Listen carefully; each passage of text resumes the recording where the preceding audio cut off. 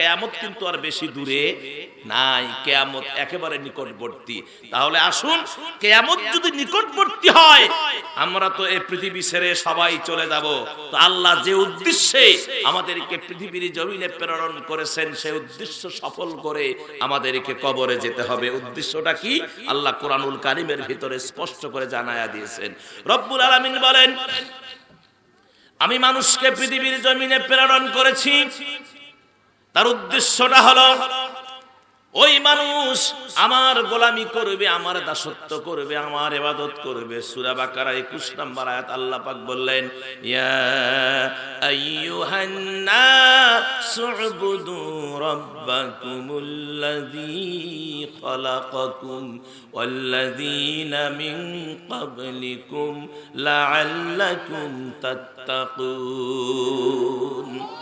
হে মানুষ সকল, তোমাদের সৃষ্টি করা হয়েছে, তোমাদের তৈরি করা হয়েছে আল্লাহর গোলামির জন্য, আল্লাহর দাসত্বের জন্য, আল্লাহর ইবাদতের জন্য।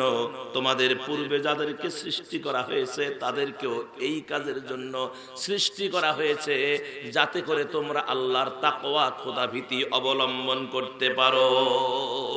এরা বোঝে না, এরা ক্ষমতার লোভে অন্ধ হয়ে, ক্ষমতার লিপ্সু হয়ে তারা দিনের ভোট রাতে করে, এমনিতে সিলেকশনে তারা সংসদ গঠন করে, এমপি মন্ত্রী গঠন করে। এদের কলজেটা হয়ে গেছে বিশাল। আর এরা বলেছে যে আমাদেরকে আর কেউ, সব জায়গায় সিটিং ফিটিং করে নিয়েছে, আমাদেরকে কেউ আর নামাতে পারবে না। ওরা ডেট দিয়ে দিছে 41 সাল পর্যন্ত এই দেশে তারা রাজত্ব করবে।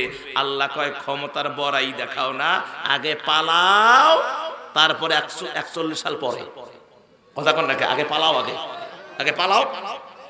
আমার ভাইয়েরা, পালাবো না, আমি পালাবো না। এখন কই পালায়া কোথায় আছে?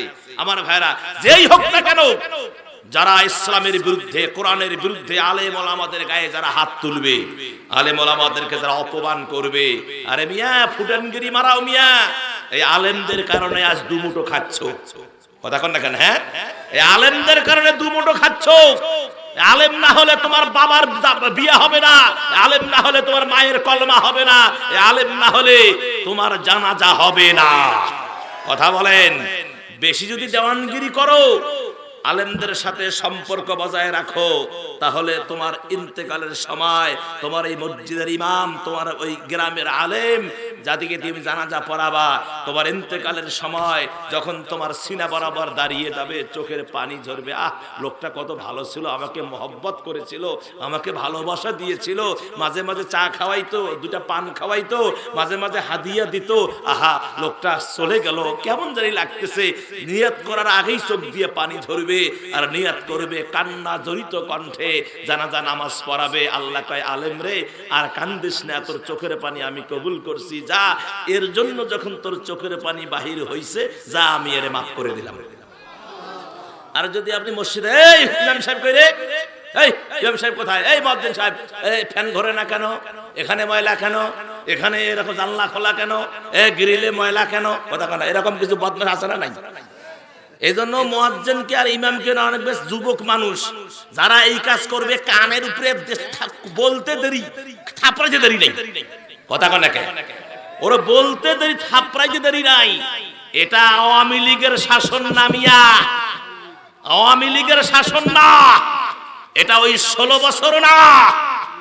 এখন দেশ আমরা গর্ব, ছাত্র জনতার অবদানে যে দেশ পেয়েছি, এ দেশ হবে কোরআনের দেশ। কথা বলেন ঠিক কিনা? প্রত্যেকটা সেক্টর থেকে এই বদমাশগুলোকে আগে ওয়ার্নিং দিয়া দেন যে আপনি সুদারু, ঘুষারু, গাঁজারু, মাদারু, আপনি মানুষের জমি বেদখল করছেন, আপনি সুদ খাচ্ছেন, দুর্নীতি করেছেন, আপনি স্বেচ্ছায় সজ্ঞানে এই পদ থেকে পদত্যাগ করেন। যদি না করেন, টেনে হেসরে কিন্তু নামানো হবে। কথা বলেন।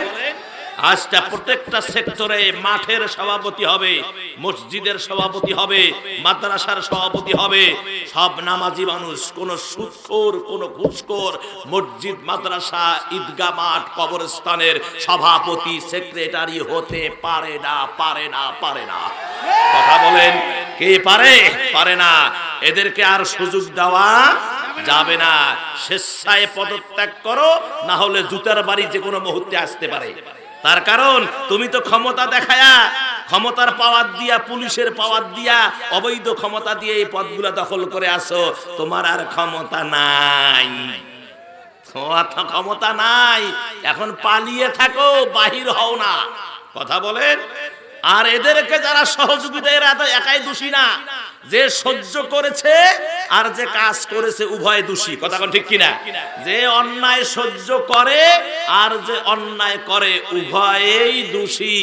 এদেরকে যারা সহযোগিতা করেছে, সকালে বলে আমরা নির্বাচন করব না, বিকালে কয় আমরা কায়দায় পরি করছি। কথা কোন নাকি? হ্যাঁ, এই বদমাশগুলো গেল কোথায়? এই বদমাশ, এই মুনাফিক গেল, মুনাফিকেরা গেল কই? শুধু এদেরকে নয়, এই মুনাফিকদেরকেও ধরতে হবে। কথা বলেন ঠিক কিনা? এদেরকেও আইনের আয়ত্তে আনতে হবে, এদেরকেও আইনের সামনে কাঠগড়ায় দাঁড় করাতে হবে। কথা বলেন। আমার ভাইয়েরা, আমাদের দেশকে মুনাফিক মুক্ত দেশ করতে হবে, আমাদের দেশকে দুর্নীতি মুক্ত দেশ করতে হবে, আমাদের দেশকে সুদ মুক্ত দেশ করতে হবে, আমাদের দেশকে করতে হবে কোরআন সুন্নাহর দেশ। জোরে বলেন সুবহানাল্লাহ।